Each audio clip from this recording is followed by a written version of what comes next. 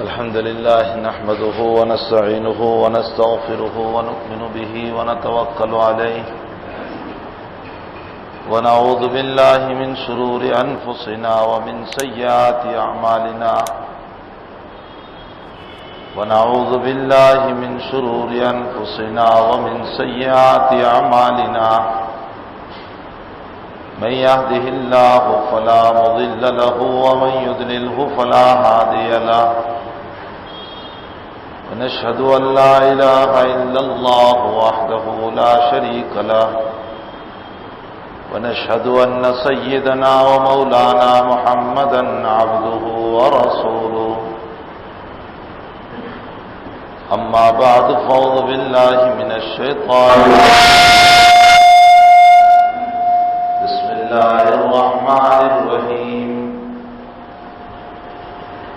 إن الله اشترى من المؤمنين أنفسهم وأموالهم بأن لهم الجنة يقاتلون في سبيل الله فيقتلون ويقتلون وعدا عليه حقا في التوراة والإنجيل والقرآن ومن أوفى بعهده من الله فاستبشروا ببيعكم الذي بايعتم به وذلك هو الفوز العظيم صدق الله العظيم. بزرگوں اور بھائیوں،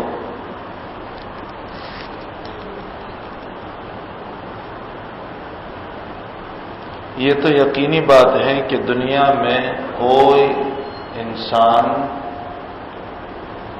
اللہ کے منشے کے مطابق عبادت نہیں کر سکتا. ہاں، انبیاء کرام علیہم السلام کی شخصیات اور ہیں، حضرات انبیاء کرام علیہ السلام کے مسائل اور ہیں.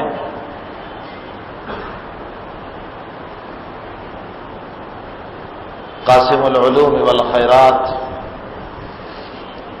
حضرت نانوتوی رحمۃ اللہ علیہ نے لکھا ہے، کمیات کے اعتبار سے دنیا میں جتنے سجدے قیامت تک ہونے والے ہیں، کمیات کا معنی عدد، فگر، گنتی کے اعتبار سے دنیا میں جتنے سجدے ہونے والے ہیں، ان تمام سجدوں کو ایک پلڑے میں رکھ دیے جائیں تو نبی کریم صلی اللہ علیہ وسلم کا ایک سجدہ اس کے مقابلے میں جھک جائے گا.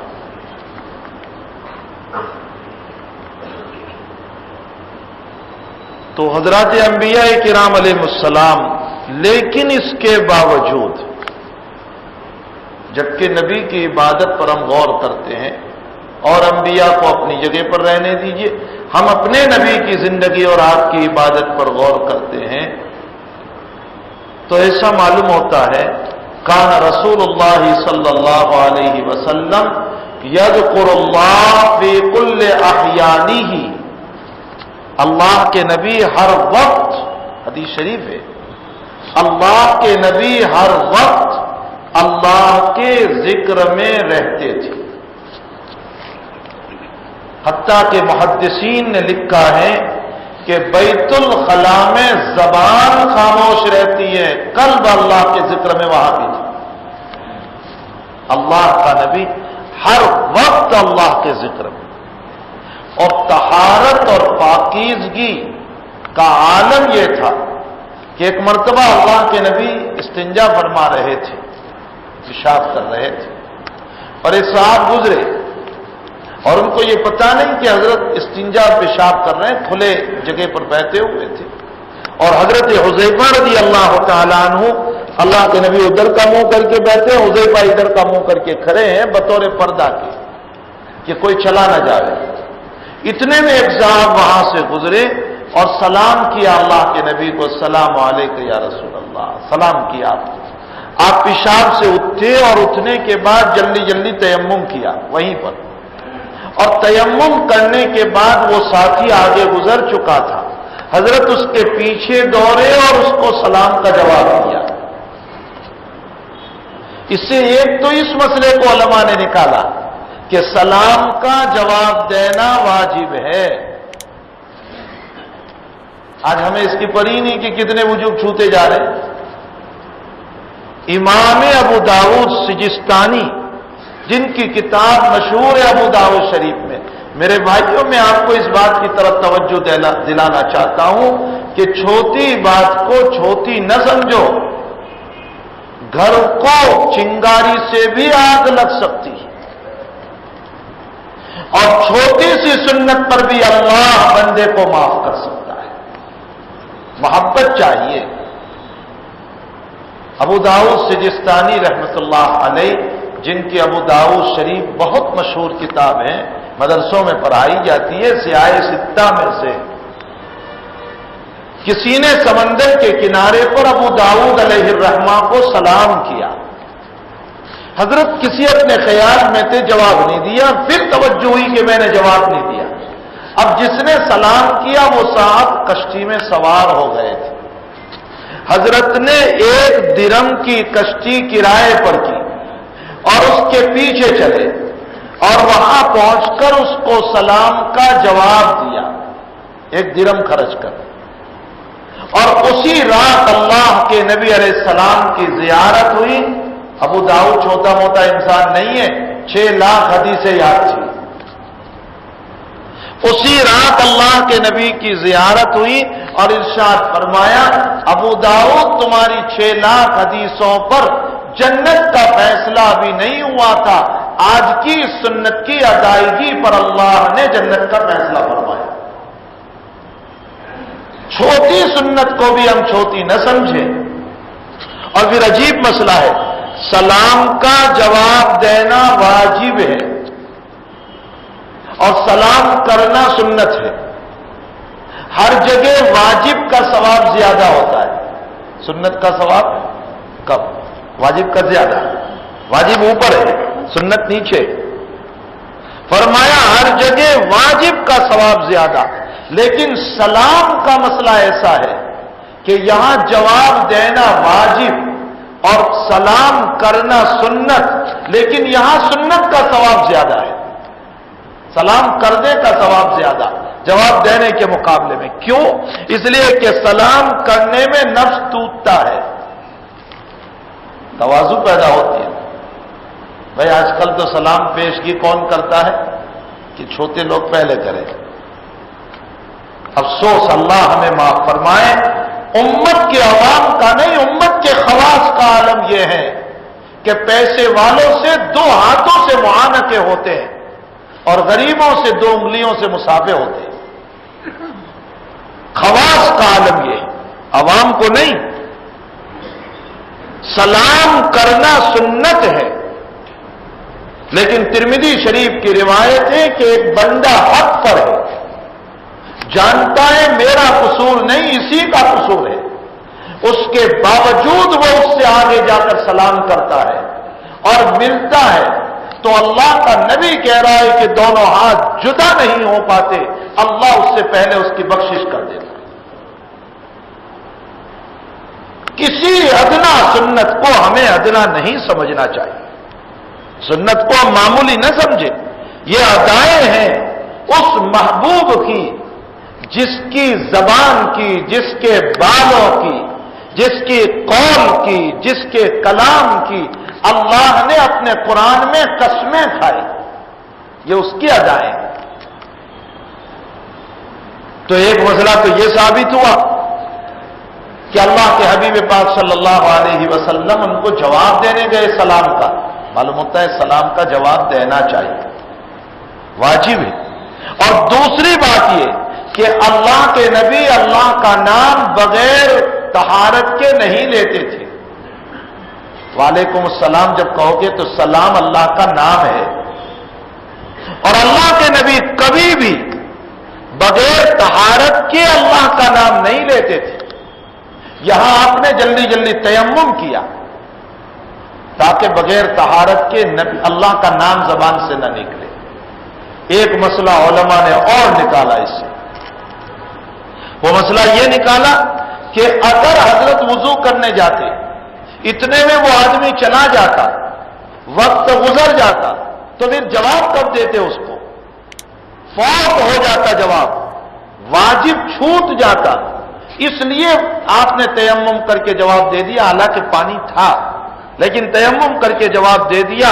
حضرات محدثین اور فقہا کی ذہانت، امام ابو حنیفہ، امام شافعی، امام مالک نے مسئلہ مستنبط فرمایا اس چھوٹی سی روایت سے کہ وہ عبادت جس عبادت کے فوت ہونے کا خطرہ ہو، چلی جانے کا خطرہ ہو اور اس کا بدل نہ ہو، اس کو تیمم کر کے ادا کر سکتے ہیں۔ مثلا جنازہ تیار ہے اور صفیں بن چکی ہے اور ہم وضو کرنے جائیں گے، اتنے میں نماز ہو جائے گی اور جنازے کا پھر بدل نہیں ہے، علماء نے لکھا ہے وہیں تیمم کر کے کھڑے ہو جاؤ۔ اسی روایت سے مسئلہ نکالا۔ عید کی نماز چل رہی ہے، ہم تو غسل کر کے گھر سے آئے تھے، وضو تھا لیکن اتفاقاً وضو ٹوٹ گیا اور اب ہم جائیں گے وضو کرنے تو یہ نماز ختم ہو جائے گی اور عید کی نماز کا بدل نہیں ہے، دوسری نماز نہیں ہے، تو حضرات علماء نے لکھا ہے وہی تیمم کر کے عید کی نماز میں شریک ہو جاؤ، لیکن جمعہ کی نماز میں نہیں، اگرچہ جمعہ کی نماز چلی جائے۔ کیوں؟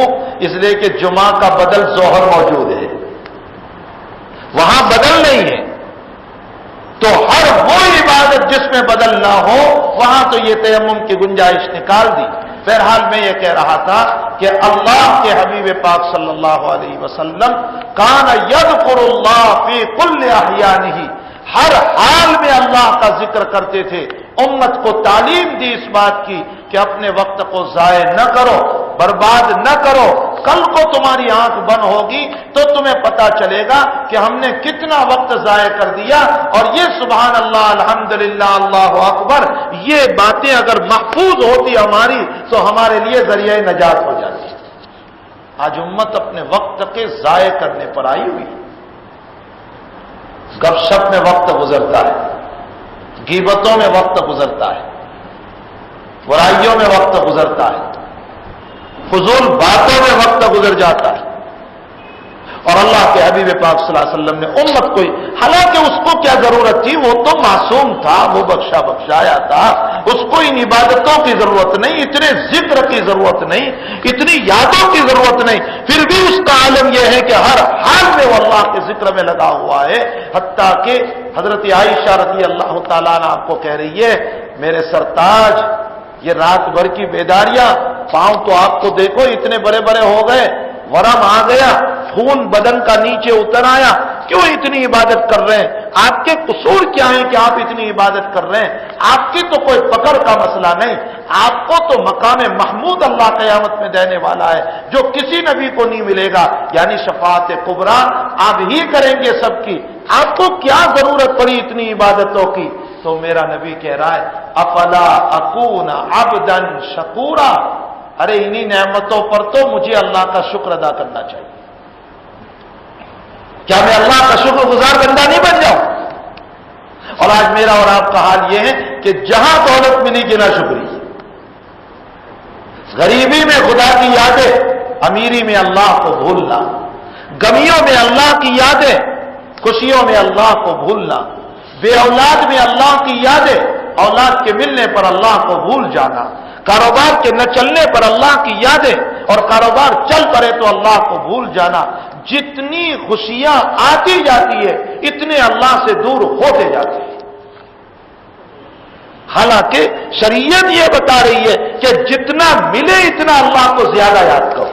افلا اکون عبدا شکورا۔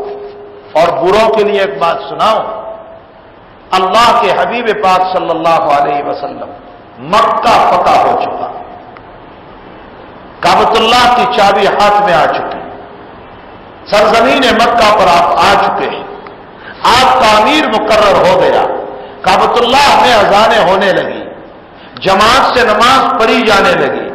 سن 9 میں اب صدیق عمرے کے حج کے لیے آ رہے ہیں امیر بن کر، سن 10 میں اللہ کے نبی آ رہے ہیں حجۃ الوداع کی نیت سے آخری حج کے لیے، اور سن 11 میں دنیا سے رخصت ہونے والے۔ آپ کی عمر قریباً 7 سال کی ہو چکی ہے فتح مکہ کے موقع پر، اور اللہ ایک سورت اتار رہا ہے، یہ آخری سورت ہے، اس کے بعد آیت اتری، سورت نہیں اتری، یہ آخری سورت اللہ نے اتاری فتح مکہ کے بعد۔ اذا جاء نصر اللہ والفتح ورأيت الناس يدخلون في دين الله افواجا فسبح بحمد ربك واستغفره انه كان توابا۔ میرے پیغمبر جب مکہ فتح ہو گیا تمہارا مشن کامیاب ہو گیا۔ اچھا، مکہ کے فتح ہونے پر مشن پورا، اسی پر مشن پورا ہو گیا؟ ساری دنیا میں تو ابھی ایمان پہنچا نہیں۔ ہندوستان میں کہاں پہنچا؟ چین میں کہاں پہنچا؟ ابھی تو سرزمین عرب سے نکل کر ابھی وہی اطراف میں ہے۔ یہ تو دور عمری میں عراق میں پہنچا، ایران میں پہنچا، بلا بلا پہنچا، اور دور عثمانی میں ہندوستان میں پرچم لہرا، لیکن دور نبوت میں تو صرف عرب کے اندر ہے، اور اللہ کہہ رہا ہے کہ آپ کا مشن پورا ہو گیا۔ اشارہ تھا اس بات کی طرف کہ جب کعبۃ اللہ پر اسلام اور ایمان آ گیا تو سمجھ لو ماں پر آ چکا ہے تو پوری دنیا میں آ چکا ہے۔ اسی لیے حدیث شریف میں یوں بھی آیا کہ جب کعبۃ اللہ گرے گا تو پوری دنیا گرے گی، وہ ماں ہے۔ اور ایک عجیب بات ہے، علماء نے لکھا ہے ساری دنیا کی مسجدوں کی ماں کعبۃ اللہ ہے، اور ہمیشہ بیٹیوں کی نظر نکاح کے بعد میکے پر ہوتی ہے۔ نکاح چاہے ہو جائے لیکن نظر کہاں رہتی ہے؟ میکے پر۔ ساری مسجدوں کا دیکھ لو منہ کدھر ہے؟ اپنی ماں کی طرف ہے، کعبۃ اللہ کی طرف۔ حتیٰ کہ آپ کی نماز نہیں ہوگی اگر کعبۃ اللہ کی طرف منہ کر کے نماز نہیں پڑھتی۔ ساری مسجدوں کا منہ کا اپنی ماں کی طرف ہے، کعبۃ اللہ۔ سیدنا عبد القادر جیلانی رحمت اللہ علیہ فرماتے ہیں کہ ہر بیٹی پر سسرال میں ظلم ہوتا ہے تو وہ اپنے میکے جا کر اپنی ماں کو شکایت کرتی ہے۔ فرمایا جہاں جہاں مسجدیں ہیں یہ سسرال ہے ان مسجدوں کا، اور ان تمام مسجدوں کی ماں اور ان کا میکہ کعبۃ اللہ ہے۔ فرمایا اگر تم نے اپنے علاقے کی مسجدوں کے حقوق ادا نہیں کیے، نمازیں نہیں پڑھی، تلاوت قرآن نہیں کیا، اس کو آباد نہیں کیا، تو یہ ساری مسجدیں اپنی ماں کعبۃ اللہ کو شکایت کرے گی، اور کعبۃ اللہ قیامت کے دن اپنا سر اٹھا کر کے جب کھڑا ہوگا تو ان کی بیٹیوں پر، مسجدوں پر ظلم کرنے والے کی سفارش نہیں کرے گا۔ مساجد پر ظلم، میرا نبی کہہ رہا ہے آخری دور میں 14 فتنے اٹھیں گے، 14۔ ان فتنوں میں ایک فتنہ یہ بتایا گیا ہے، لمبی روایت ہے ترمذی شریف کی، لوگ مال غنیمت کو اپنا مال سمجھیں گے، مال وقف کو اپنی پراپرٹی سمجھیں گے، اپنی جائیداد سمجھیں گے، گانا عام ہو جائے گا۔ دیکھ لیجئے کیسے عام ہے، آپ سننا نہ چاہیں تو بھی کسی کو موبائل لگاؤ، سامنے والے نے گائن رکھا ہوا ہے، مجبور ہے آپ، گانا عام ہو جائے گا، کوئی جیب خالی نہیں ہوگا گانا نہ بج رہا ہو موبائل کے رنگ ٹون پر۔ اور یہ بہانے بنانا میرے جوانوں کہ کمپنی دے رہی ہے، کمپنی پوچھ رہی ہے آپ کو، آپ آن کا بٹن دباتے تو آپ کو دے رہی ہے، کمپنی کو بلیم نہ کرو، تمہیں چاہت ہے اس بات کی۔ اور یاد رکھو اگر اپنے موبائل پر گائن رکھے اور کسی اور نے آپ کو فون کیا اور اس کو مجبوراً سننا پڑا، اس کا گناہ بھی رنگ ٹون رکھنے والے کو ہوگا۔ کیوں ہم ان گناہوں میں مبتلا ہو رہے ہیں؟ ہمارے ہی قصور ابھی تو کیا کم ہے کہ دوسروں کے بھی اپنے سر پہ لے رہے ہیں۔ کیسے ہم ظالمانہ زندگی میں جا رہے ہیں اور کتنے وحشیانہ زندگی میں جا رہے ہیں۔ لوگ کہہ رہے ہیں دنیا نے ترقی کی، نبی سے ہٹ کر تنزلی کی ہے۔ بھلا کوئی ترقی ہوئی جہاں بیٹیوں کی عزت محفوظ نہ ہو؟ اس تعلیم سے جو دنیا میں اس وقت کھڑی ہے، کہہ رہے ہیں ترقی ہو رہی ہے، اگرچہ دور نبوت میں یہ تعلیم نہیں تھی لیکن بیٹیوں کی عزت تو محفوظ تھی۔ اگر اسی کا نام ترقی ہے تو پھر اس ترقی کو سلام ہونا چاہیے۔ بہرحال میرا نبی کہہ رہا ہے گانا عام ہو جائے گا، شراب عام ہوگی. آپ دیکھ لیجئے موت کے منہ میں چل رہا ہے فلائٹ میں، زمین اور آسمان کے بیچ میں ہے. جب وہ ہچکولے کھاتا ہے اور اندر سے الاؤنس ہوتا ہے کہ پتہ باندھ لیجئے، ہوامان صحیح نہیں ہے، رخ صحیح نہیں ہے، اس کے باوجود کہ موت کے منہ میں چل رہا ہے لیکن شراب کی بوتلیں وہاں بھی چل رہی ہیں. یہ پیشین گوئیاں ہے میرے نبی کی. شراب عام ہوگی، جوا عام ہوگا، اب کا والدہ ہو وہ اب کا ابو ہو وہ ادنا صدیق ہو. اور فرمایا اپنی ماں کو لات مارے گا، اپنے باپ کو دھتکارے گا اور اپنے دوستوں سے پارٹیاں کرے گا. یہ آخری زمانے کا فتنہ ہے اور یہ فتنہ ہم دیکھ رہے ہیں اس وقت کہ اولاد اپنے والدین کے ساتھ کیسا سلوک کر رہی ہے اور اپنے دوستوں کے ساتھ کیسا سلوک کر رہی ہے.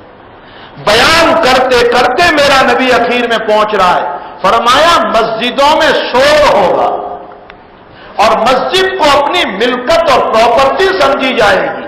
فرمایا جب تم ان 14 نشانیوں کو دیکھ لو تو انتظار کرو زلزلوں کا اور سفید پتھروں کے برسنے کا. خدا ہلا کر تمہیں ختم کر دے گا. میں نے حساب کیا گزشتہ سال سے لے کر اس ابھی چند دن پہلے کے زلزلے کو، کل 52 زلزلے آئے ایک سال میں. 52 زلزلے آئے اور ان 52 زلزلوں میں 2010 کی مارچ سے 2011 کی مارچ تک میں سب سے خطرناک زلزلہ یہ جو اس وقت آیا ہوا ہے.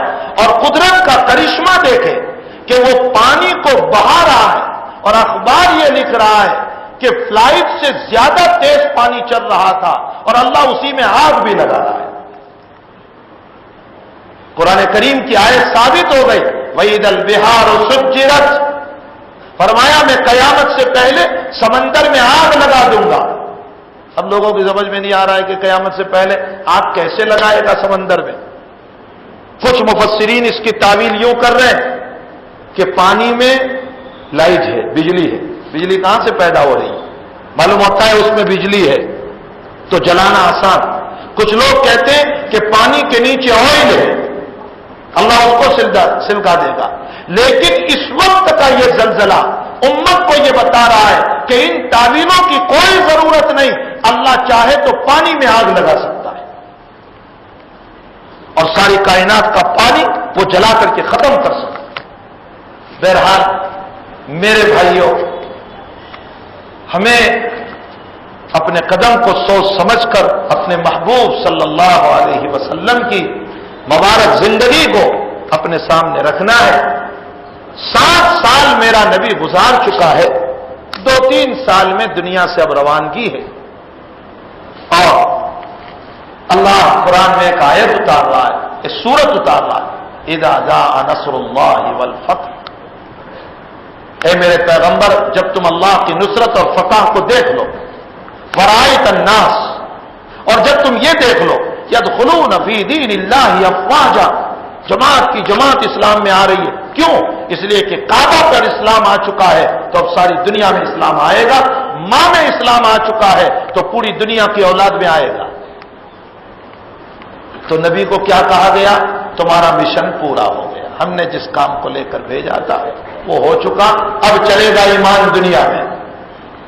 اب تمہیں کیا کرنا ہے میرے نبی؟ بروں کے لیے نبی کو کہا جا رہا ہے 60 سال کی عمر میں، تو اب ہمارے بروں کو بھی اللہ کہہ رہا ہے. فرمایا یدخلون فی دین اللہ افواجا. اب تم کیا کرو گے میرے نبی؟ بیٹھے بٹھائے آرام کرو گے کہ تھک گئے؟ بہت کام کر لیا ہم نے، بہت دوڑ دھوپ کر لی. ہمیں بدر میں سونا نہیں ملا، احد میں نہیں ملا، خندق میں نہیں ملا، قریظہ میں نہیں ملا، بنو المستلق میں نہیں ملا، خیبر میں نہیں ملا، حدیبیہ میں نہیں ملا، تو اب آرام کریں گے؟ ہم آرام نہیں. اب آپ کا کام یہ ہے فسبح بحمد ربک، آپ اپنے رب کی خوب تسبیح پڑھیے، خوب الحمد پڑھیے، خوب تعریف کیجئے. فسبح بحمد ربک واستغفرہ. کس کو کہا جا رہا ہے استغفار کرنے کو؟ جس کا کوئی گناہ نہیں، معصوم ہے. اس کو کہا جا رہا ہے وَاسْتَغْفِرْهُ، استغفار کیجئے۔ مفسرین نے لکھا ہے نبی کو اشارہ ہوا اس بات کی طرف کہ اب قبر کی تیاری کیجئے۔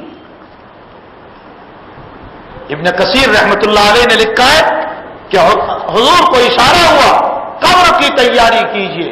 معلوم ہوتا ہے ہمارے برہوں کو عمر کی ایک حد تک پہنچنے کے بعد قبر کی تیاری کی طرف متوجہ ہونا چاہیے۔ اللہ کی تسبیح، اللہ کی تحمید، اللہ کی بڑائی، اللہ کی کبریائی، اس کی نمازیں، اس کی یادیں اور آخرت کی تیاری کرنی چاہیے، اس لیے کہ سفر طویل طویل وزاد قلیل قلیل، سفر بہت لمبا ہے، توشہ بہت تھوڑا ہے۔ فسبح بحمد ربک واستغفر، استغفار کیجیے۔ مولائی و مرشدی شیخ یونس صاحب دامت برکاتہم کے ساتھ ہم ترکیسر گئے تھے، تو مولانا شیر علی صاحب ملنے کے لیے آئے، تو مولانا شیر علی صاحب سے ہمارے شیخ نے فرمایا مولانا آپ کی داڑھی بھی سفید ہو گئی، میری بھی سفید ہو گئی، آپ کے چہرے پر بھی نلکیاں آ گئی، میرے بھی چہرے پر نلکیاں آ گئی۔ جب میرے نبی کو اللہ نے کہا جو معصوم تھا آخرت کی تیاری کرو، تو ہم تو گنہگار ہیں، ہمیں تو بطریق اولا تیاری کرنی چاہیے۔ فرمایا جتنا پڑھنا تھا، پڑھانا تھا، کتابیں دیکھنا تھا، سب ہو گیا، اب ہمیں تو اللہ کو پڑھنے کی ضرورت ہے۔ تو بڑھاپے میں اپنے اللہ کو پڑھیں، کثرت سے اپنے مولا کو یاد کریں، اس لیے کہ اب تو یقینی باتیں، چلیے جوانی میں تو کچھ امید بھی تھی کہ برا ہونے تک جیئیں گے، لیکن بڑھاپے میں کون سی امید ہے؟ کیا بڑھاپے کے بعد دوبارہ ہماری جوانی لوٹ کر آنے والی ہے؟ ہرگز نہیں۔ اب تو بڑھاپے کے بعد قبر ہی قبر ہے، اس کے علاوہ کوئی راستہ نہیں۔ بہرحال میرے بھائیوں، میں یہ کہہ رہا تھا کہ اللہ کے حبیب پاک صلی اللہ علیہ وسلم کان یذکر اللہ فی کل احیانہ، ہر وقت آپ کی زبان اللہ کے ذکر میں تر رہتی تھی، اللہ کے ذکر۔ اسی لیے تو آپ دیکھ لیجئے کوئی موقع نہیں چھوڑا کہ اللہ کے نبی نے ہمیں کوئی نہ کوئی دعا نہ بتائی۔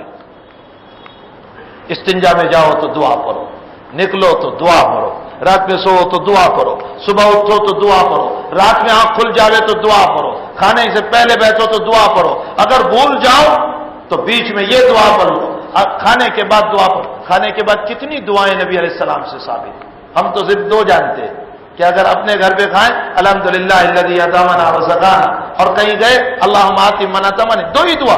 میرے نبی کی دعا الحمدللہ الذی کفانا واروانا غیر مقفین ولا مودع ولا مستغن عنہ یا ربنا۔ کھانے کے بعد کبھی اللہ کے نبی نے دعا پڑھی، اے اللہ تو نے مجھ کو پیٹ بھرا، میں اس کے لائق نہیں تھا، میں کھا نہیں سکتا تھا، تو نے نوالے اتالے اے اللہ، اور میں آئندہ تجھ سے بے نیاز نہیں ہو سکتا، ولا مستغنی، میں تجھ سے بے نیاز نہیں ہو سکتا، میں تیرا محتاج بندہ ہوں، ولا مقفین، میں اس کو کافی نہیں سمجھتا ہوں، اے اللہ مجھے آئندہ تیری ضرورت رہے گی۔ کیسی استغنا، کیسی بے نیازی کے ساتھ اللہ کا نبی کھانے کے بعد اپنے اللہ کو یاد کر رہا ہے۔ حضرت ایوب علیہ السلام جب درست ہو گئے، تندرست ہو گئے، اس کے بعد فرمایا غسل کرو۔ غسل کرنے بیٹھے تھے، اللہ نے امتحان کے لیے سونے کی گنیاں برسائی، بخاری شریف کی روایت ہے، سونے کی گنیاں برسی۔ تو حضرت ایوب علیہ السلام نے وہاں کپڑا پڑا ہوا تھا، غسل کر رہے تھے، اندر میں کپڑا اٹھایا اور گنیاں بھرنے لگے، تو وہی آئی اللہ کی طرف سے، اور جبریل نے باہر سے فرمایا ایوب ابھی پیٹ نہیں بھرا تمہارا، ہم نے تمہیں تندرستی دے دی، صحت دے دی، عافیت دے دی، تم بیماریوں میں تھے، یہ کیا کر رہے ہیں، تمہارا پیٹ نہیں بھرا۔ تو ایوب جواب دے رہے ہیں، اے اللہ تیری بے نیاز ذات ہے، میں محتاج ذات ہوں، یہ محتاج تجھ سے بے نیاز نہیں ہو سکتا۔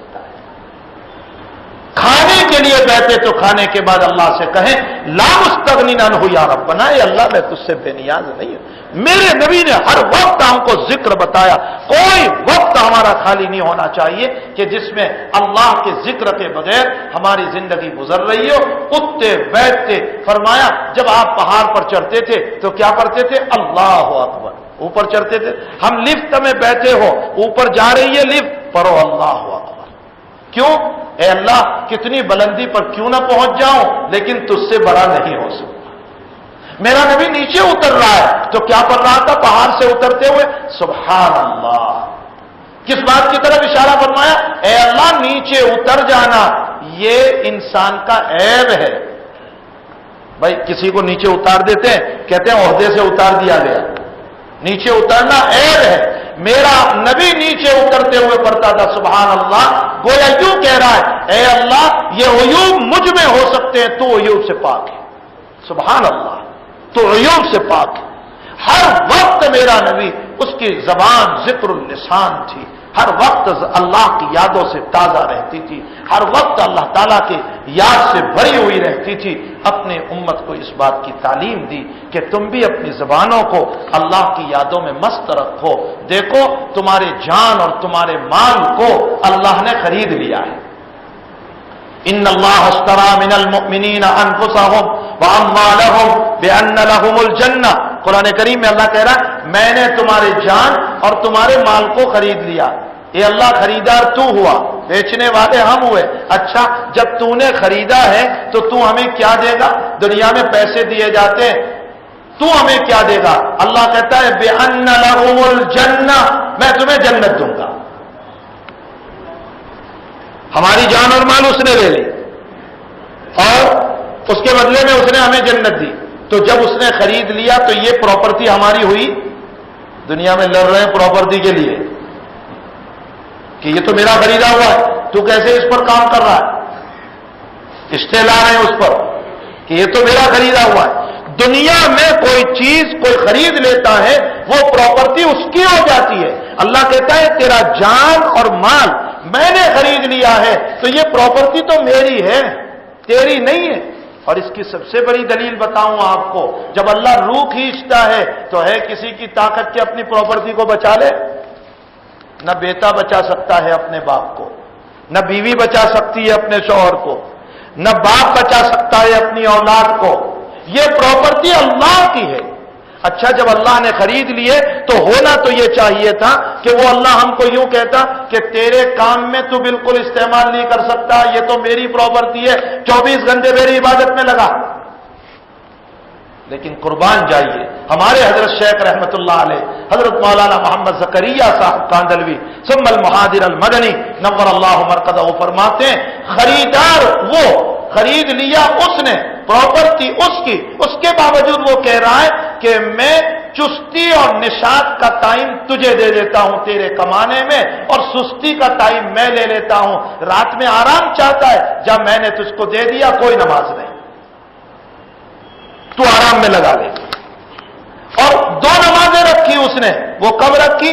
جب سونے کا ٹائم نہیں ہے، شروع عشاء میں، اور صبح نیند پوری ہو گئی تب رکھی۔ فرمایا کہ اگرچہ تیری ذات تو میری تھی لیکن میں آرام کا وقت تجھے دے دیتا ہوں، رات دے دی، اور جب تیرا وقت میں نے تجھ کو دے دیا تو اب تیرے وقت میں سے رات میں اٹھ کر مجھے دے گا تہجد کے نام پر، تو میں تجھے اتنا عطا کروں گا کہ دنیا کی کوئی طاقت تجھے نہیں دے گی۔ بڑی حکمت ہے، وقت ختم ہو چکا ہے ورنہ میں نمازوں پر مسئلے کو کھولتا۔ دنیا اناری ہے جو یوں کہہ رہی ہے کہ ہم کیسے عبادتوں کو ادا کریں۔ ہمارے وقت اس کا خریدا ہوا ہے، اس کے باوجود اس نے ہم کو کہا رات تمہارے لیے۔ اچھا رات ہم کو دے دی تو کہہ رہا ہے اچھا تمہارے اندر سے کچھ دو گے نا اٹھ میں 4 بجے اٹھ کر، تو میں تمہیں اتنا دوں گا کہ تمہارے چہرے کو سرخ بنا دوں گا، عزت عطا کر دوں گا، تمہارا خوف پیدا کر دوں گا۔ اور کیا کرے گا؟ وَبِالْأَسْحَارِ هُمْ يَسْتَغْفِرُونَ، اور صبح میں اٹھ کر استغفار کرو گے تو میں تمہارے استغفار پر ہزاروں کی بخشش کر دوں گا۔ دوسری طرف جب دن کا وقت آیا تو وہ بھی اسی کا، یہ ذات تو اسی کی، لیکن اس نے کہا صبح کا وقت تو تیرے نشاط اور چستی کا ہے، چل میں کوئی عبادت نہیں رکھتا ہوں، فجر کے بعد سے لے کر ظہر تک تو کمانے میں لگا دے، کوئی نماز نہیں رکھی۔ اچھا ظہر کے وقت تو ویسے بھی تجھے سستی آ گئی ہے، تو گھر پہ آیا ہوا ہے سستی کے لیے، تو اب ان وقتوں میں وہ بھی مسلسل نہیں، وقفے سے میں تجھے نماز دے دیتا ہوں، ظہر کی پڑھ لینا، عصر کی پڑھ لینا، مغرب کی پڑھ لینا۔ اور اس میں بھی وہ یوں کہہ رہا ہے کہ اگر تو نے ان نمازوں کو پڑھ لیا اور خصوصاً عصر اور فجر کو پڑھ لیا تو میں قیامت میں میرا دیدار تجھے نصیب کر دوں گا۔ خریدا ہوا اسی کا، مال اسی کا، اور پھر ہمیں وہ دے رہا ہے، ہماری ضرورتوں کو پورا کرنے کے لیے، ہمارے کام کے لیے، ہمارے کاروبار کے لیے، اور اسی میں سے پھر اس کو دے رہے ہیں، تو اس پر بھی وہ کتنا نواز رہا ہے۔ وہ ظالم ہے بندہ جو یوں کہہ رہا ہے کہ اللہ نے ہمارے اوپر اتنی ساری عبادت ڈال دی۔ اللہ ہم سب کو اپنے مولا کی رضا پر اپنی زندگیوں کو گزارنے کی، اس کا ذکر کرنے کی، اس کی یادیں کرنے کی، اس کی تسبیحات کی۔ تو دنیا کا کوئی انسان اللہ کے منشے کے مطابق تو بھائی عبادت کر ہی نہیں سکتا ہے۔ کوئی ہے دعوے دار اس میں جو اللہ کی چاہت کے مطابق عبادت؟ ارے میرا نبی اتنی عبادتوں کے باوجود یوں کہہ رہا ہے، لا احصی ثناء علیک انت کما اثنیت علی نفسک، اے اللہ میں بھی تیری شان کے مطابق تعریف نہیں کر سکتا ہوں، تو ہی ہے۔ جب نبی یہ کہہ رہے ہیں تو میرے اور آپ میں سے کوئی ہے جو اللہ کی شان کے مطابق عبادت کرے؟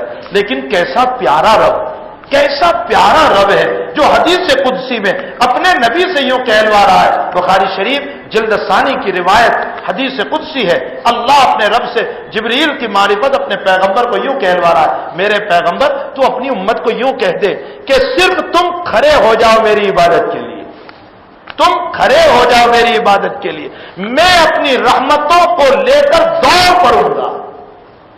اسی کو حدیث میں کیوں فرمایا؟ تم ایک بالشت آؤ گے میں ایک ہاتھ آؤں گا، تم چلتے ہوئے آؤ گے میں دوڑتے ہوئے آؤں گا۔ اس کو ہمارے سیدنا عبد القادر جیلانی رحمۃ اللہ علیہ نے اپنے الفاظ میں یوں سمجھایا کہ ننھا سا ہمارا لال ہوتا ہے جو بڑی مشکل سے کھڑا ہوتا ہے شروع میں چھوٹی سی عمر میں، تو ماں کہتی ہے بیٹے کھڑے ہو جاؤ، بیٹے کھڑے ہو جاؤ، بیٹے کھڑے ہو جاؤ۔ اب وہ تو چھوٹا سا ہے 1-1.5 سال کا، لیکن ماں کے ہمت دلانے پر آہستہ آہستہ آہستہ آہستہ وہ کھڑا ہوتا ہے تو ماں فوراً طور پڑتی ہے اور اپنے آگوش میں لے لیتی ہے اور یوں کہتے ہیں لال گر جاؤ گے، چوٹ آ جائے گی، تمہاری طاقت نہیں ہے کھڑے ہونے کی اور تم نے ہماری زبان پر کھڑے ہو گئے، اپنے گود میں لے لیتی ہے۔ فرمایا اللہ بھی یہ کہتا ہے میرے منشے پر تو تم عبادت نہیں کر سکتے ہو، لیکن کھڑے ہو جاؤ میں اپنی رحمت کو لے کر دوڑ پڑوں گا اور تمہیں گناہوں کے اندر گرنے نہیں دوں گا۔ یہ حدیث شریف کا مضمون ہے جو بخاری شریف میں ہے جسے میں نقل کر رہا ہوں۔ ہمیں چاہیے کہ ہم اپنے رب کے لیے کھڑے ہونے والے بنیں، کھڑے ہو جائیں، دوڑیں اس کی طرف، پھر دیکھو وہ کیسی رحمت کو لے کر ہماری طرف دوڑتا ہے۔ اللہ ہم سب کو اپنے مولا کی رضامندی کے لیے کام کرنے کی توفیق عطا فرمائے۔ وآخر دعوانا الحمدللہ رب العالمین۔